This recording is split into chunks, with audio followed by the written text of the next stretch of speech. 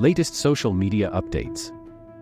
WhatsApp bans record over 74 lakh bad accounts in India in August. Meta floats charging $14 a month for ad-free Instagram or Facebook in Europe. Google delists over 48,000 Facebook URLs after Europe's new privacy guidelines. WhatsApp beta introduces quick reply for multimedia. Microsoft releases its own Distro of Java 21.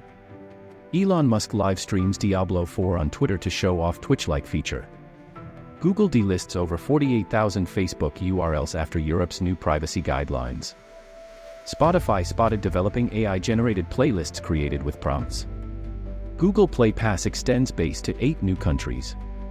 Google Messages tests new conversation picker from Share. Google updates individual contact widget with more material.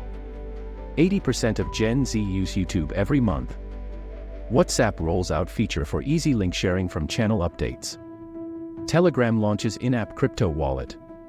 YouTube testing a slight mobile app redesign for Android users. For more digital trends, visit karanvalidi.com.